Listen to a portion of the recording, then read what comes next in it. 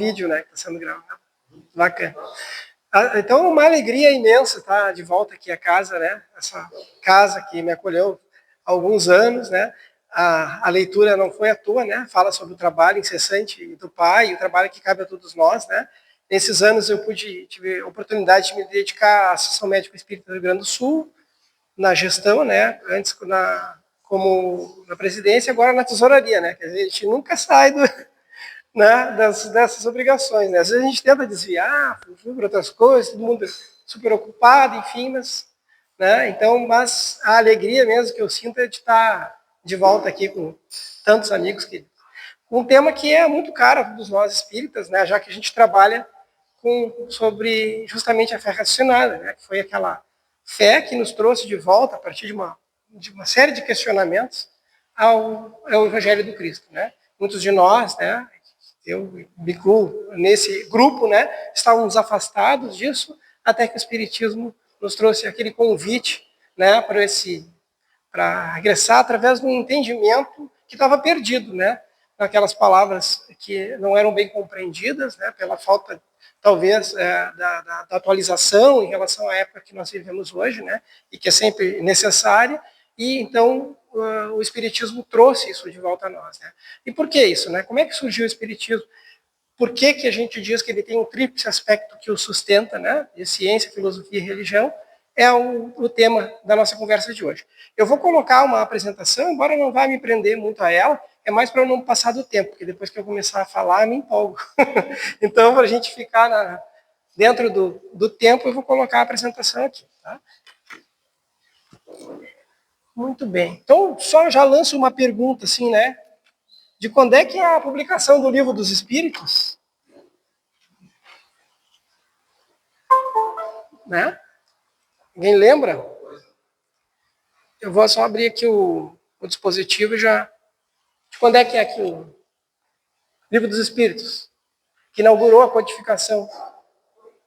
O Livro dos Espíritos, quando é que foi?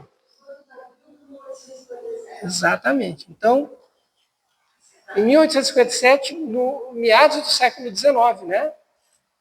E o Evangelho, Jesus, né? Olha quanto tempo para ter essa atualização, né? Que a gente teve desse entendimento, né? Que surgiu depois. E como é que surgiu esse... Aqui eu estou com Espiritismo, Ciência e Filosofia. Olha, não abriu aqui. Ó.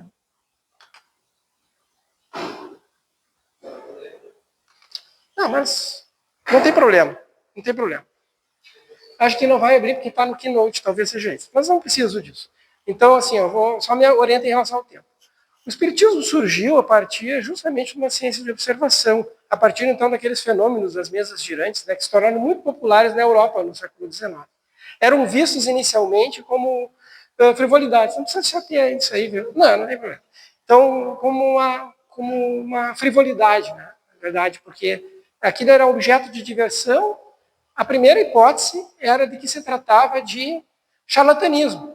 Né? Então, que aquilo não passava, então, de presdigitação ou números de mágico para exploração, então, dos crédulos. Né? Então, a partir disso, então, Kardec, nós sabemos, ele foi, então, convidado para algumas dessas sessões mediúnicas incipientes.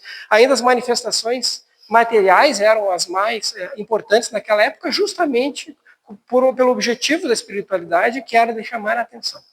E nada melhor do que chamar a atenção do que esses espíritos batedores, né, que chamavam a atenção, essas mesas que folitavam, assim, que flutuavam, né, no chão. E é interessante que esse fenômeno não se deu só na França, mas a França, em função de todas as características, né, relacionadas ao pensamento moderno mesmo, a partir da Revolução Francesa, por exemplo, era um centro, então, do pensamento da cultura na Europa naquela época. Então, não foi à toa que surgiu nessa região e que depois foi transplantado para cá, para o Brasil. Né? Mas naquela época era um lugar de grande influência. Mas, além disso, também estava surgindo, para e passo, o movimento espiritualista também anglo-saxão, né? Lá na Grã-Bretanha também, que a corrente era um pouco diferente, né? Tanto que o Sir Arthur Conan Doyle, né, que escreveu sobre o Sherlock Holmes, ele escreve sobre o espiritualismo americano. E, curiosamente, nesse livro dele, se vocês já tiveram a oportunidade de lê-lo, ele não cita Allan Kardec. Né? Então, e era o mesmo, tanto que é o Tratado do Espiritualismo Moderno, que era o Livro dos Espíritos. E por quê? Porque começou ao mesmo tempo também ter essas manifestações medianímicas na Inglaterra e também nos Estados Unidos, notoriamente com o caso célebre, né, das irmãs Fox, né, em Hydesville. Né? Então, vejo que essas manifestações, além né, na América, no norte da Europa, no centro da Europa, em toda a Europa também, tomaram um corpo para chamar a atenção realmente das pessoas daquela época. Mas, conforme eu tinha dito antes, a primeira ideia em relação a tudo isso que estava acontecendo é que não passava de embuste. Né? Então, para isso, Kardec, que foi, inclusive, como um cético, né? O cético não significa aquele, não é sinônimo de materialista. Não tem nada a ver com materialismo. O cético é aquele que não aceita nem rejeita a priori uma determinada ideia sem examiná-la. E ele usou justamente o método científico. Aliás, existe uma crítica ao espiritismo dizendo que ele é pseudociência, mas isso é baseado num argumento falacioso, como a gente vai falar um pouquinho adiante. Né? Por que o espiritismo não é pseudociência, mas é ciência? É uma ciência de observação e experimentação. Então, Kardec, observando esses fenômenos inicialmente, primeiro ele não queria frequentar as sessões porque ele era um homem sério, uma pessoa séria. E ele tinha muitas coisas para fazer. Né? Então, educador, preparado e tudo mais, achou que ele não devia se envolver naquilo. Mas tão logo tomou contato com aquilo, vamos então investigar como deve ser. E aí, a partir então de um estudo sistematizado que culminou então com a publicação do Pentateuco, que a gente conhece e estuda até hoje, surgiu então a doutrina espírita como a gente conhece, né? lá na França, embora, como eu disse, né, simultaneamente aquelas manifestações espirituais tivessem acontecido no mundo todo, e aliás, já ocorriam há muito tempo. Né? Então, a gente até brinca, né, que uma das primeiras psicografias que se tem registro são os 10 mandamentos. Então, a gente até brinca em relação a isso. Então, aquilo começou, e ele se interessou de uma maneira sistematizada pelo assunto. Começou a investigar aquilo. Inicialmente, tinha um certo conflito em relação àquilo, porque, imagina, com o crescimento do positivismo na Europa e de outras doutrinas utilitaristas, materialistas, né, ele se deparar com um fenômeno espiritual em que o clero estava em crise da maneira como as coisas aconteciam, né, na Europa naquela época, vem aquela ideia relacionada, então, ao estudo do mundo, do mundo espiritual ou do invisível. Né? A gente está cercado pelo invisível, né? Mas naquela época em que se precisava muito ver as coisas, né? O advento de tecnologias que começaram a surgir a partir dessa época, né? E que se estenderam ao longo do século XX, Kardec então começou a examinar aquilo ali. E de todo esse exame minucioso, né? Baseado no método científico, então, acabou derivando toda uma doutrina filosófica. Então, a filosofia se deu depois. A gente sabe que Leon Denis, por exemplo, né, explorou muitos aspectos relacionados à filosofia dentro da doutrina espírita, né, sendo seguidor de Kardec, né, na Europa, e é maravilhosa a maneira como se conseguiu enxergar a partir daí. Embora Kardec também tenha trabalhado nos aspectos filosóficos da doutrina, é claro. E a partir, então, desses substratos da observação científica, com a compreensão filosófica da matéria, e algumas coisas que eu vou falar têm a ver com essa questão filosófica, se chegou, então, à consequência moral ou religiosa. No sentido não de religião com uma religião extrínseca ou exterior, né? Ou exotérica, não esotérica, né? Que é aquela religião apenas da aparência, da forma. Né? Ou seja, sem liturgia, sem sacerdócio, sem hierarquia eclesiástica, sem templos, né? Sem sacramentos. Né? Então, era uma coisa dissociada daquilo tudo. Era o estudo do mundo, a religião no sentido mais de religar o ser humano, então, ao Criador, ao mundo espiritual e às grandes verdades imorredoras, perenes, trazidas pelo Cristo. Né? Então, a partir disso, então, tu vê o caminho que foi traçado. Né? Tudo isso propositalmente, porque acaso não existe. Numa época em que isso estava começando. Sabe o que é curioso quando a gente fala sobre a questão do acaso, o surgimento da teoria da evolução das espécies, né? A presença de Charles Darwin, né? em relação à exploração do mundo natural, né? Curiosamente, Alfred Russel Wallace, ele ao mesmo tempo teve o insight de que ocorria evolução. E Wallace frequentava sessões mediúnicas, porque ele acreditava que havia interferência, sim, de propósito, de criação. E Darwin nunca foi um neodarwinista, materialista, e não é isso que Darwin fez. O neodarwinismo é um outro movimento que surgiu muito depois. Darwin não seria um neodarwinista, tá? Então, a primeira coisa assim. Mas então imagina tudo isso que estava acontecendo, esse fervilhar, né, da questão científica da universidade. Se achava que já se conhecia tudo, que tinha acabado a ciência. Imagina quanta coisa aconteceu depois disso, né?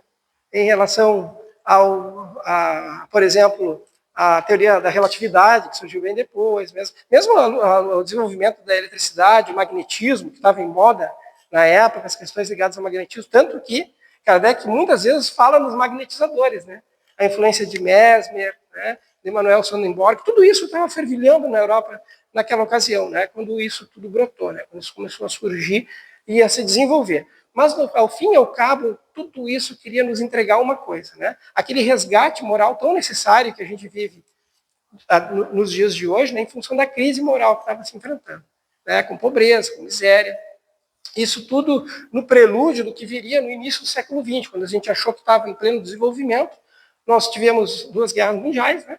Então, a primeira grande guerra, depois a crise de 29, com a queda da Bolsa de Nova York, uma crise, uma pobreza disseminada, doenças, tudo mais, gripe espanhola, uma pandemia, tal como nós tivemos mais agora, né, recentemente, da Covid-19. Parece que tudo isso vai se repetindo, né? E depois, então, a Segunda Grande Guerra também, né, e a destruição de grandes cidades europeias, etc., né, e aquela geração toda traumatizada, né, em relação a todos esses eventos que estavam acontecendo ali. Então, nesse momento de grande crise moral, né, que ia anteceder esses grandes conflitos, essa crise tudo, então vem o Espiritismo para trazer essa luz. Então, o Espiritismo ele se baseia nesses 3 grandes aspectos, a gente vai desenvolver em relação ao aspecto filosófico. Antes, eu comentei que por que consideram, né, os materialistas dogmáticos o Espiritismo como pseudociência? Porque eles tentam esquecer a metafísica. E dizem que só o que existe é o que é científico, o demonstrável cientificamente. Só que por detrás de qualquer método de investigação científica existe uma base metafísica, uma tese metafísica. O que eu quero dizer com isso, né? A tese metafísica ela não pode ser refutada, portanto, não é matéria de ciência. Tá? Então, existe um filósofo da ciência muito importante chamado Karl Popper, né, que nos falou do princípio da refutabilidade ou falsibilidade de algo que pode ser estudado pela ciência. Quando a gente, e olha a honestidade de Kardec nesse sentido, quando nós pensamos que Kardec não queria provar que eram espíritos que causavam o fenômeno das mesas girantes. Ele não queria provar, ele queria refutar essa ideia. Ele queria dizer o contrário, mas como ele não pôde fazer isso, porque a evidência era avassaladora, ao contrário, ele concluiu que, como não podia refutar essa ideia, como essa ideia, que em princípio era falseável, né, ou refutável, ele não conseguiu a partir de inúmeros testes, logo isso deve ser verdade. Entendeu? Hoje em dia o que a gente vê, infelizmente, às vezes é tu torturar tanto um dado até que ele confesse, fazendo manobras estatísticas assim, né? Porque senão tu não publica numa revista científica ainda, né, revisada por pares. Então, tortura o dado que ele vai confessar que ele é verdadeiro. Mas Kardec não, é honesto, extremamente honesto na apreciação. Ele não estava preocupado ainda em dizer que o espiritismo era real, que aquelas manifestações espirituais eram reais. Ele queria a verdade. E a verdade se revelou para ele através de um árduo trabalho, né, de colaboração daquelas pessoas que compraram aquela ideia, né, e ele teve que enfrentar, como se enfrenta até hoje, e graças a pioneiros como ele, cada vez mais a gente consegue entrar dentro da academia. Nós vamos chegar lá, no estado atual da arte, né? O que a gente está, então, hoje, em relação à pesquisa espírita dentro da academia. A revolução que se deu, e não faz muito tempo. Por que eu fiz aquela pergunta inicialmente de quando é que é a codificação espírita? Vejam, né? É pouco tempo dentro da história da humanidade. E nós estamos chegando num outro patamar de pesquisa científica, como eu vou apresentar alguns dados para vocês agora. Tá?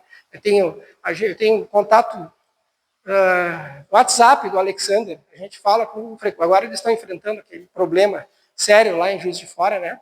Que a gente sabe, né, da tragédia. Mas o Alexander, ele produz muito matéria de ciência e ele desafiou esses modelos, né, materialistas.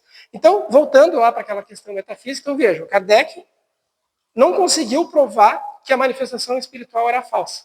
Né? E daí se concluiu que ela só poderia ser verdadeira.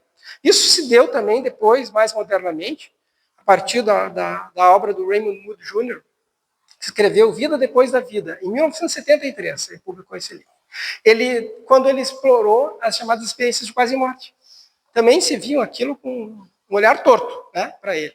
Ele era filósofo, médico, né, e ele acabou explorando aquilo de uma maneira com uma certa neutralidade. Ele não queria dizer que aquelas pessoas de fato haviam estado no mundo espiritual e retornado com aquela revelação. Não é isso que ele dizia, ele só dizia que o fenômeno existe e ele tem elementos que se repetem, que dão consistência a ele. Hoje a gente está juntando essas peças dos quebra-cabeças, né, que estão vindo a partir das experiências de quase morte, das crianças que lembram de vidas passadas e que são exploradas isso academicamente, do fenômeno mediúnico, da experiência psi, das experiências no leito de morte, né, de fim de vida, e todas convergem para essas ideias trazidas pelo Espiritismo platônico. Veja que interessante, né? Então são várias linhas de pesquisa, né? Inclusive eu ia mostrar aqui, mas não consegui apresentar, mas foi erro meu, porque eu não passei para um PowerPoint. O livro que o Alexander, a Mariana e o Humberto Schubert Coelho, né? Para dar um pouquinho do que eles fazem, né? O Alexander, ele é psiquiatra, professor titular da Federal de Juiz de Fora. Ele chegou a pesquisar a espiritualidade nos Estados Unidos, na Universidade de Duke, né? A Mariana é psiquiatra, ela fez o doutorado dela aqui, o pós-doc ela com o Alexander, tudo em teses relacionadas ao espiritismo ou espiritualidade. E o Humberto é filósofo, professor em Oxford, atualmente lá em Milão, é da Federal de Juiz de Fora também. Os três se uniram e publicaram um livreto assim. Primeiro em língua inglesa, que foi publicado pela Springer, os três autores são brasileiros, para que tivesse visibilidade. Porque, por incrível que pareça, o espiritismo tem uma grande visibilidade no Brasil, mas aí fora não. Embora ele tenha sido enxertado aqui, né? Ele tenha surgido na Europa, lá ele acabou, o terreno não era fértil. A parábola do semeador, né? Isso nos recorda isso, né? O semeador saiu a semear, mas encontrou o terreno fértil aqui, e aqui ele se desenvolveu. E tem pessoas descobrindo o espiritismo através disso, inclusive pessoas que não conheciam, nunca tinham ouvido falar no espiritismo, né? Que não ouviam, através, então, dessas pessoas brasileiras que estão levando essa ideia revolucionária mundo afora, né? Então, hoje, com a comunicação. Bom, então, o que eles fizeram nesse livro? Eles trouxeram um corpo de evidências, então, de estudos científicos. O nome do livro já é desafiador. Eles publicaram em inglês primeiro mesmo título em português, Ciência da Vida Após a Morte. Assim, pela Springer. Springer, para ter uma ideia, é uma editora super rígida, do ponto de vista metodológico científico. E o Alexandre me disse no Mednesp, em São Paulo, esse ano, ano passado, aliás, 2025, que o trabalho foi aceito sem passar por revisão. Estava tão bem orientado. Isso não acontece. Volta 300 vezes para o autor revisar e mudar coisa. O trabalho foi inteiro, totalmente inspirado, né? Foi aceito como estava e para publicação, e ele assim foi publicado. O ano seguinte, eles já fizeram a tradução para a língua portuguesa e está disponível hoje. Então, e o que eles trazem aí nessa matéria, né? Nesse livro? Eles trazem, então, um apanhado de evidências científicas bem conduzidas em diversos locais, em pessoas não espíritas, mas que convergem com essa ideia espírita, né? Então, vejo, aquele desenvolvimento científico trazido lá no início, que trouxe questionamentos em relação às bases filosóficas e que tem a consequência moral, que a gente explora bem na doutrina espírita, hoje, chegando na academia de um modo... Inclusive, o Chico Xavier, André Luiz, eles estão numa base de dados médica mais importante do mundo, que é o PubMed, da Biblioteca Nacional dos Estados Unidos de Medicina. Tem um artigo, uma revisão sobre a glândula pineal, baseada em todos os trabalhos do André Luiz, publicados na série Da Vida no Mundo Espiritual. Então, isso foi feito por pesquisadores brasileiros também, e conseguiram publicar numa revista Vejam só, né? Então, parece que está nessa base de dados. Então, isso começou a alcançar o mundo de uma outra maneira. Mas por que ainda assim, que frange a testa assim, para essas questões? Porque se impregnou dentro da academia um ranço dizendo que a ciência ela necessariamente é materialista e ponto. O que isso quer dizer com isso? Que toda a realidade pode ser explicada pela matéria. Sem explicar muito bem o que é a matéria também, né? Porque o conceito de matéria ele foi mudado ao longo do tempo, a partir, então, inclusive os estados físicos da matéria, né? Tem outros estados físicos que eram muito mais sutis, como o plasma, por exemplo, que na época que eu estava no colégio era sólido, líquido e gasoso, né? Hoje as crianças já estudam o plasma. Então, e outras coisas que não eram compreendidas na época, né? Então, a evolução então se disse que não é matéria. Matéria, um conceito antigo, é o que tem massa e ocupa lugar no espaço, né? A gente sabe que não é bem assim, né? A coisa. Bom, tanto que tem fenômenos assim que inclusive são inexplicáveis e aí, inclusive, existe um certo deboche. Por exemplo, se diz a interferência fantasmagórica à distância, por efeito quântico, emaranhamento quântico, né? Porque que não respeita a velocidade da luz. Olha só, fantasmagórico aí é um deboche, né? Um deboche. Sempre tem essas ironias, né? O próprio nome do Big Bang, né? É porque foi um padre, né? Que aventou a hipótese do Big Bang, né? Então, não era Big Bang que ele chamava, era o princípio. Ele foi a partir foi trabalhado matematicamente em relação a isso, né? Só que alguém disse que era então é um Big Bang, pronto, né? E aí ficou o nome que era irônico, deboche, como o fenômeno. E hoje se chama Big Bang assim, só uma curiosidade. Mas então o que o materialismo diz, né? E aliás, Kardec diz que nós temos 3 coisas para combater, né? O orgulho, o egoísmo, que são as chagas da humanidade, e o materialismo, né? Então, é isso aí que o Espiritismo tem como propósito fazer, né? Combater o orgulho, o egoísmo e o materialismo, certo? Então, é isso aí. Princípio, por isso que a gente está aqui, né? Então, para isso, né? Não é combater os materialistas. É diferente, não é perseguir ninguém, né? Tem a vingança pertence a Deus, né? Não ao homem, né? A mulher, né? Então, pertence a Deus. A gente não tem que... É só a ideia materialista porque ela é nociva. Ela é nociva, porque ela atribui tudo ao acaso e ao determinismo genético ambiental. Depois a gente viu que teve várias coisas assim que não se comprovaram no papel da genética, né? Como se acreditava antes, até a revolução do projeto Genoma Humano, né? Aliás, o pesquisador que publicou o projeto Genoma Humano, que é o Francis Crick, né? Francis Crick, não, desculpa, falei errado, Francis Collins, né? Crick é o do DNA. Ele se tornou cristão, porque ele não conseguia ver outra explicação, né, para o fenômeno biológico que não o propósito. Que interessante, né? Então, é uma coisa que ele precisava daquela compreensão maior. Mas então, o que os materialismos dizem? Eles dizem que tudo é devido à matéria. Logo, o que não é material não pertence ao mundo natural. E o que não pertence ao mundo natural é sobrenatural. Como a ciência é o estudo sistemático do mundo natural, o sobrenatural, pseudociência. Mas entenderam a armadilha do raciocínio falacioso? Né? Quem que disse que existe sobrenatural? Não existe sobrenatural, pessoal. Isso é um termo pejorativo, está tudo na natureza. A gente só desconhece o que a doutrina espírita quis dizer. Vem cá, pessoal. O fenômeno espiritual existe. Ele é natural. E ele está presente. Sempre. Não foi uma criação humana. É intrínseco isso. Né? E hoje está se aproximando em relação a essas ideias. Então, então não é pseudociência, porque a ciência é o estudo do mundo natural e o espírito é um fenômeno da natureza, é um fenômeno natural. Ele não pode necessariamente ser reduzido ao que se chamava de matéria naquele conceito anterior. Mas se a gente for pensar no que a gente chama de monismo de substância, até o que a gente estuda no espiritismo, o que é a manifestação espiritual, no fim das contas, né? Não é vibração? Vocês não lembram matéria? Né?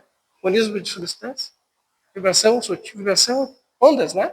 Inclusive, a teoria corpuscular da matéria hoje não se sustenta, né?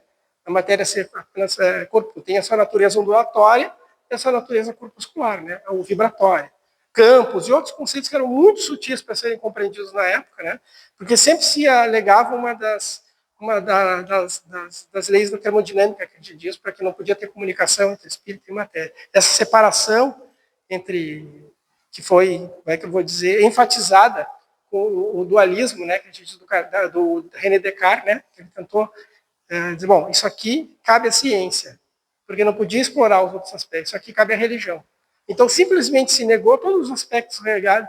E aí, questões como o amor, a beleza, né, questões que são relacionadas a questões como a consciência, foram todas deixadas, não, isso aí não é científico, não pode ser estudado.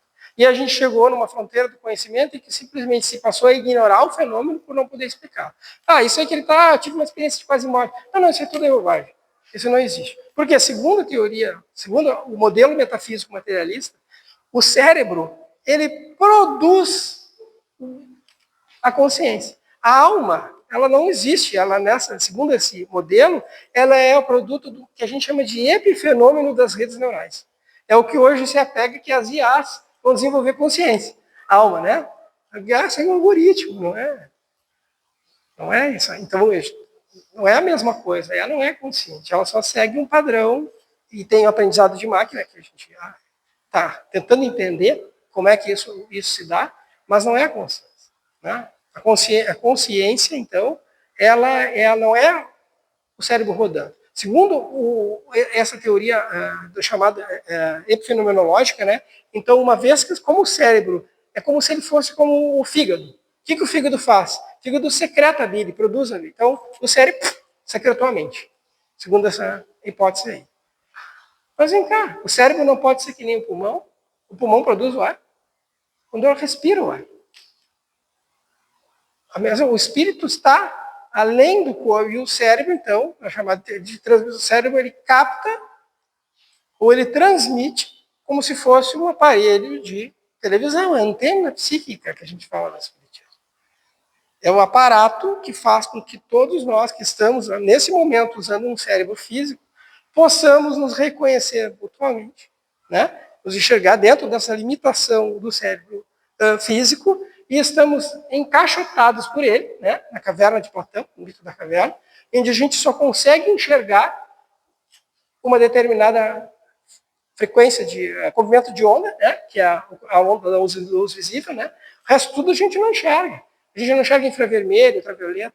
A gente só consegue ouvir frequências, né, a gente não escuta infrassom nem ultrassom. Tem alguns animais que conseguem, porque a gente está completamente limitado pela nossa experiência cerebral. E agora um questionamento até. E por quê? Se o nosso estado natural é o estado espiritual em que a gente tem essa ampla capacidade, não limitada dos nossos sentidos temporais. Ou seja, não existe ninguém que não tenha a perna, ou que não tenha os olhos, que não consiga enxergar, não existe. É só o corpo que é assim. Né? Para essa experiência temporária aqui. Então, por que essa experiência aqui? Por que a gente... Por quê? Existe uma razão muito clara para isso. No momento em que eu estou no mundo espiritual, para onde eu vou? Para perto dos que sintonizam comigo. Então, eu só convivo com pessoas muito parecidas do que eu. Na experiência material, eu sou constrangido a viver com quem pensa diferente. Porque eu não estou onde eu estou sintonizado. Eu estou limitado pela minha experiência física. E isso faz com que a gente possa exercitar talvez um dos maiores ensinamentos de Jesus, avançado, né? Que é amar os inimigos e perdoar aqueles que perseguem e caluniam. Por quê? Eu vou sentar no mesmo ônibus, que às vezes uma pessoa que eu não vou frequentar o mesmo ambiente de trabalho, vou estar na mesma família de alguém que eu não me dou e que eu sou constrangido a nascer ali. Né? No momento que eu desencaro, não, eu vou sintonizar com a minha realidade. Pode ser a mais abjeta, mas eu vou para onde eu sintonizo. Ou a mais depurada, né? Mas eu vou estar com iguais. Tanto que a gente vê que isso acontece, por exemplo, na literatura espírita. E mesmo nos filmes espíritas, né? Lembram da mãezinha do André Luiz, quando encontrou, ela estava esfera de sintonia superior à experiência dele naquele momento. Mas ela podia ter acesso a ele baixando a frequência dela. Mas ele não conseguia ascender até ela. Né? Então, agora aqui, não, bom, vou reencarnar. Então tá, vamos lá. Pô, reencarnei. Aí eu sou constrangido a viver com a diferença. E aceitar essa diversidade e aprender com o que ela tem para ensinar para mim. Senão a gente só viveria separado. Então, toda essa estrutura que os engenheiros espirituais bolaram, né, para a gente passar por essa experiência física, é o que a gente tenta compreender dentro da nossa cegueira e limitação dos nossos sentidos físicos, que vão sendo ampliados a partir, então, da descoberta. E essas coisas não são facilitadas para nós. A gente tem que descobrir pelo trabalho do próprio esforço. A gente tem que ter inspirações, né, em relação a como as coisas devem funcionar. Mas o trabalho árduo, ele é importante para que a gente avance nessa compreensão. Diferente do que a matéria de revelação do mundo espiritual. Né? Então, a revelação do mundo espiritual, da realidade do mundo espiritual, mas aquilo que é objeto da investigação do mundo material, ela depende, então, desse esforço. E dentro deles, esse que surgiu em relação à doutrina espírita. Então, o outro modelo, esse de cérebro que sintoniza, vários pesquisadores, William James, pensou sobre isso. Pô, quem sabe o cérebro ele não produz a consciência, né, nessa terminologia. Quem sabe o cérebro ele é que nem um aparelho de televisão, hoje um computador, né, que capta a internet não está dentro do computador, né? O programa de TV não está na TV. A infantil até pensava, vou quebrar a TV e eu vou acabar com o programa. Sei lá, eu não gosto do fulano, eu vou quebrar a TV, e o fulano vai desaparecer, né? O fulano não está na TV, né? Usa a TV para se comunicar. Então, esse é o cérebro transmissor que tem muito mais a ver, então, que tem tudo a ver com esse... Pensa que o corpo é o veículo da manifestação da consciência. E essa conclusão em relação a isso, fazendo aquele paralelo com o que eu tinha trazido antes, que está nesse livro, A Ciência da Vida Após a Morte, tem sido trazido justamente por essas experiências que estão na limiar de compreensão que o materialismo não consegue explicar e que simplesmente nega o fenômeno que não consegue entender. Então é mais fácil dizer que não existe experiência de quase morte, que não existe mediunidade, e é compreensível, né? Porque se a alma depende do cérebro, uma vez que o cérebro esteja destruído, o que acontece com a alma? Ela também se destrói, porque ela não existe, ela é uma secreção do cérebro. Então, realmente, para quem tem essa linha de pensamento, porque assumiu isso como verdade, né? É um absurdo pensar que a gente vai explorar o fenômeno espiritual de uma maneira racional. Agora, quando a gente diz, não, vem cá, onde é que está a evidência de que o cérebro produz algo? Se vocês forem revisar, não há. Não há.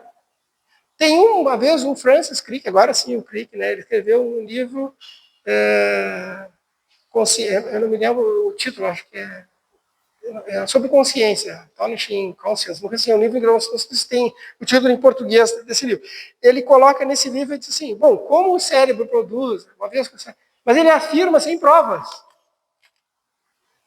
É porque esse é o pensamento corrente, tu vai tu acha que isso é natural, porque isso é que se disseminou, essa ideia, que não é baseada em nenhum outro fator que não seja a fé. E o materialismo dogmático, ele defende com unhas e dentes só fé. Né? Mesmo que ela... Por isso que o Tomás de Aquino tinha uma frase que eu acho sensacional, que a gente não tem que provar essas coisas para ninguém, é a força do tempo que é... Porque antes do Tomás de Aquino, o Schopenhauer, né, filósofo materialista, ele dizia, toda verdade ela passa por 3 estágios. Primeiro, ela é, então, ridicularizada. O fenômeno espírita aconteceu. Depois, é violentamente hostilizada. Ato de fé de Barcelona. Até que uma é aceita como auto-evidente.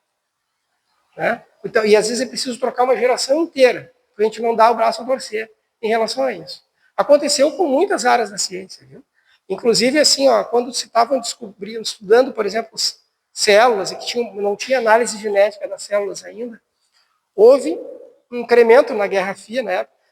Isso aí lembra o seguinte, né? Governo Nixon, Estados Unidos, União das Repúblicas Socialistas Soviéticas, né? A União Soviética.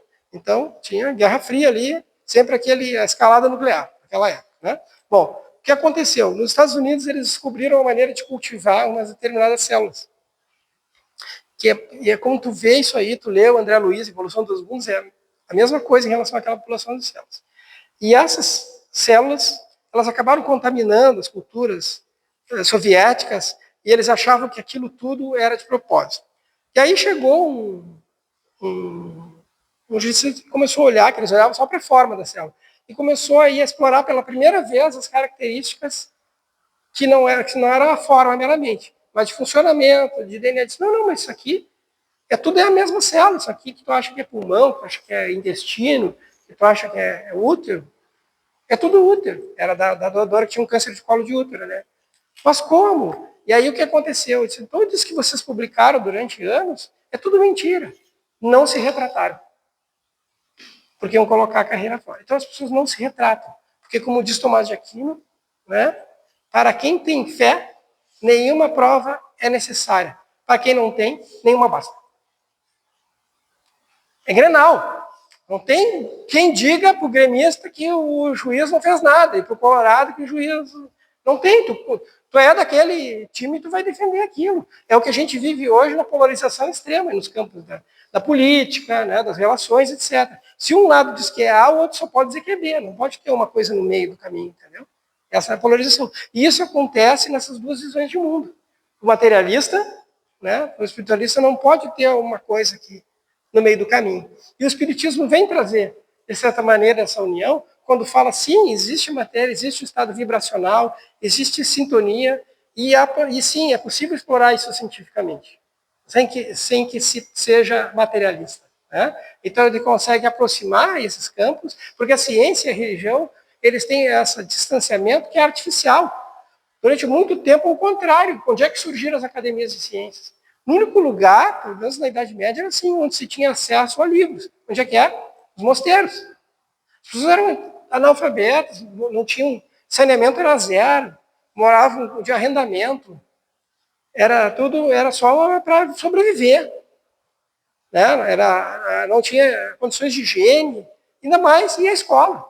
Esse é um fenômeno moderno. Né? Isso não era assim. E justamente quem que guardou os livros que chegaram até hoje, né? Foi justamente dentro das instituições religiosas. As primeiras grandes universidades surgiram no seio das grandes... Por quê? Porque a ideia do pesquisador cristão na época era tentar entender o pensamento de Deus. E eles foram estudar matemática, astronomia, física, para tentar entender.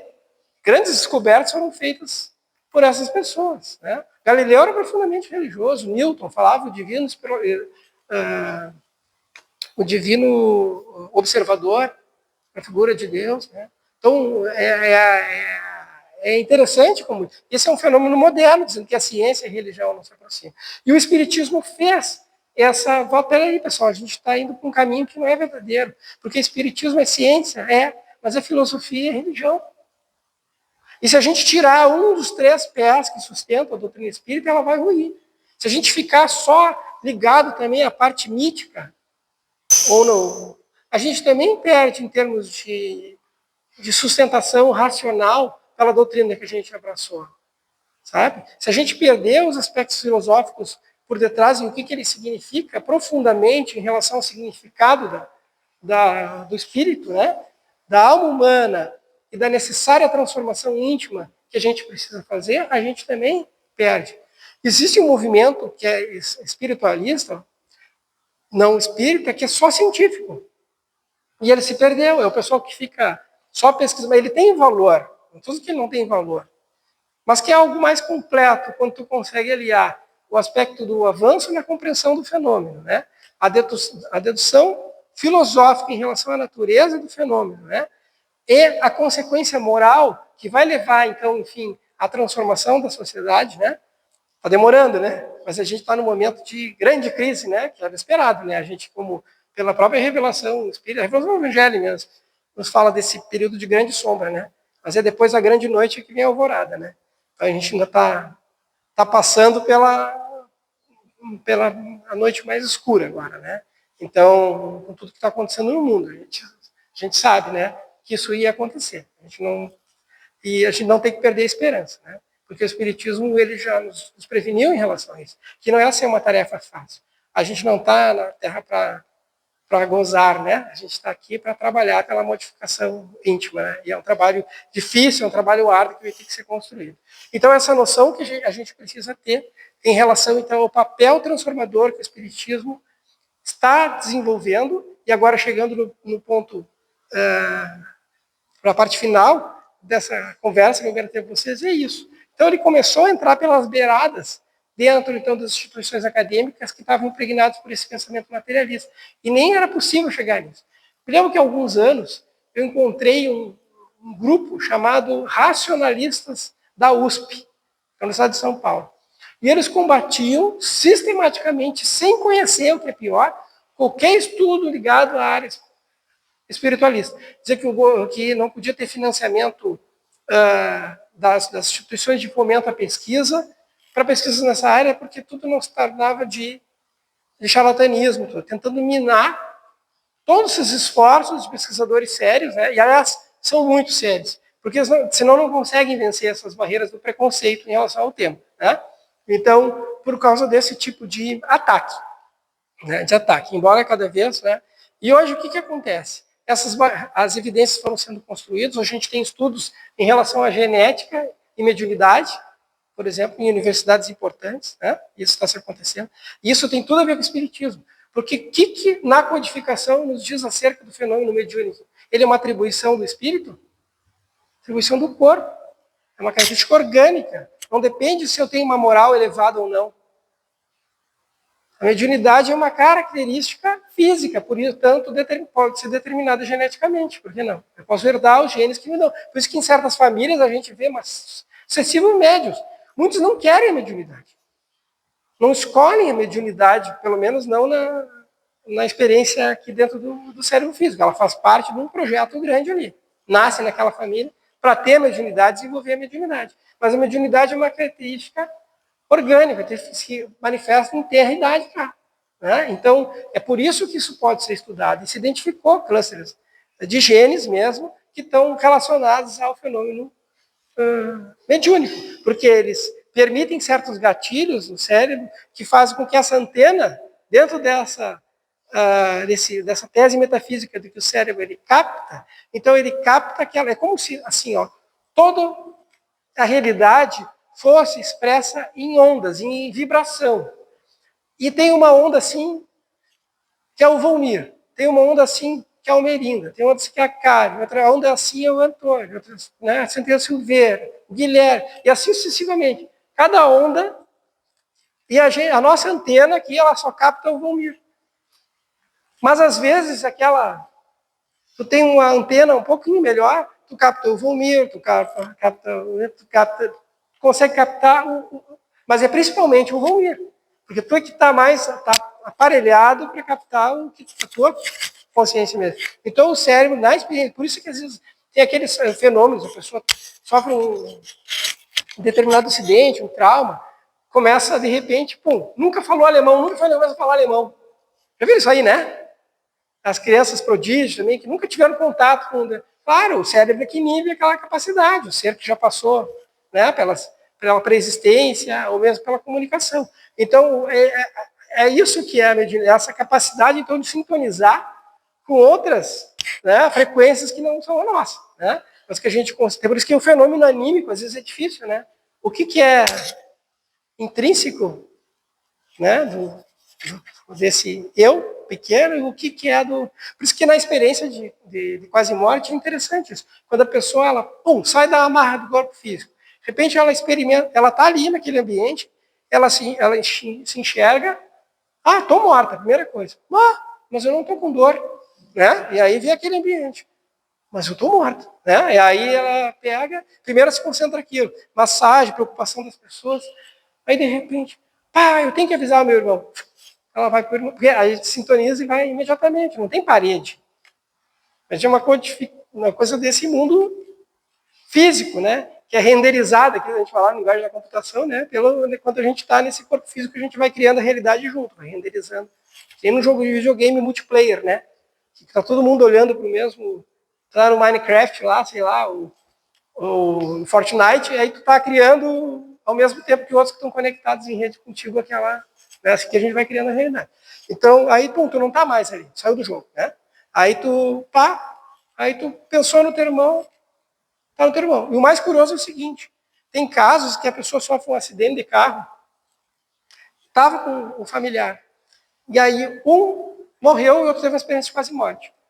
Aí na experiência de quase morte, tu encontra o falecido, tipo, e depois, tá, mas fulano tá vivo, eu encontrei a avó, eu encontrei a tia, né, encontrei o fulano, por que o meu irmão estava lá e descobre que ele morreu no acidente?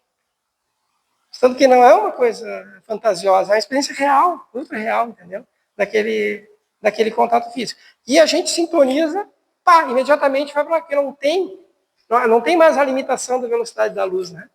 Tu vai aonde está o pensamento. É ali que tu vai conseguir sintonizar e tu vai estar. Por isso que o céu e o inferno é criado pela nossa sintonia.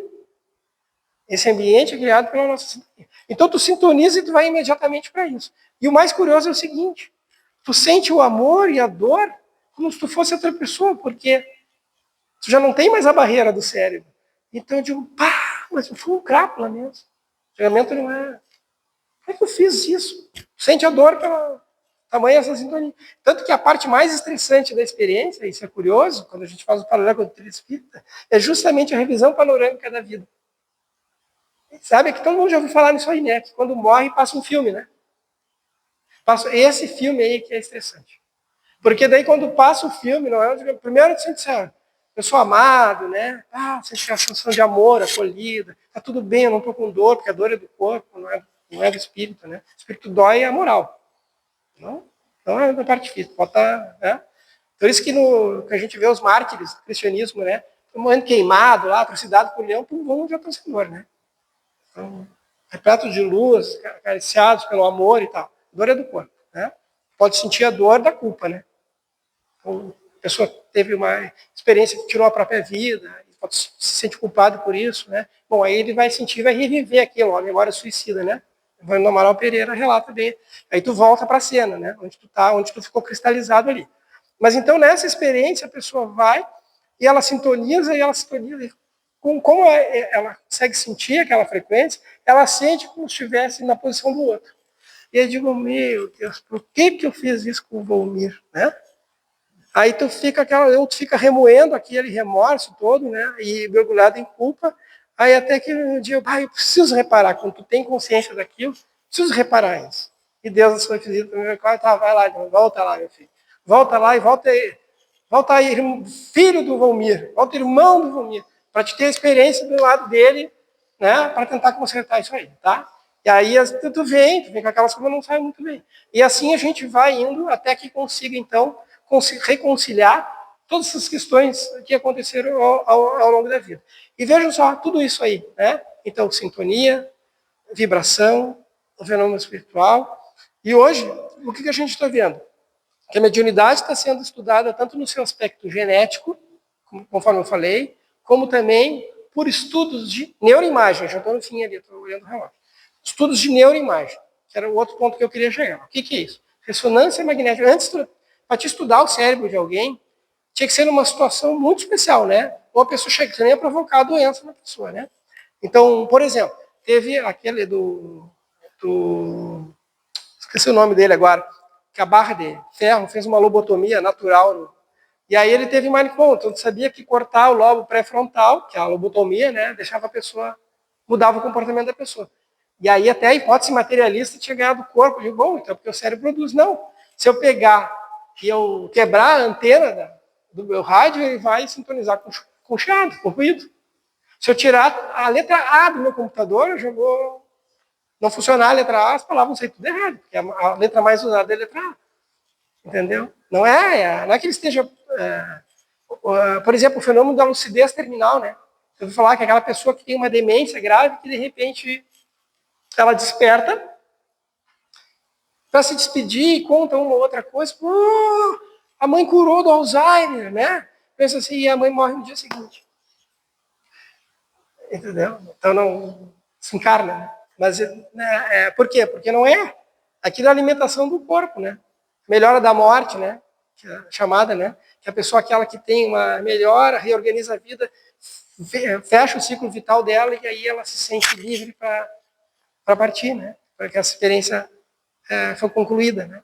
Então, é nesse sentido. Então, estudos, por exemplo, com neuroimagem, hoje está se explorando a mediunidade, estudos controlados, mostrando as áreas que são ativadas no cérebro, que é um atributo orgânico, quando a pessoa está em transe mediúnico.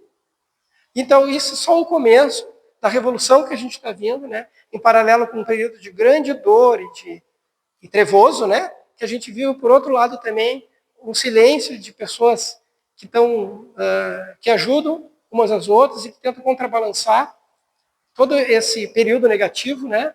Em várias esferas do conhecimento, tanto na exploração científica, quanto na caridade desinteressada, né? Quanto na divulgação porque a gente é extremamente bombardeado por coisas ruins, né?